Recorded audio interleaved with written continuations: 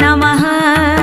ॐ दर्वीशरेश्वराय नमः ॐ अहये नमः ॐ पृथानिवे नमः ॐ भुजगाय नमः ॐ व्याळाय नमः ॐ अनन्ताय नमः ॐ वासुकिये नमः ॐ सुब्रह्मण्याय ॐ सुब्रह्मण्याय कार्तिकेय ॐ षण्मुखनाथ ॐ मल्लिनाथ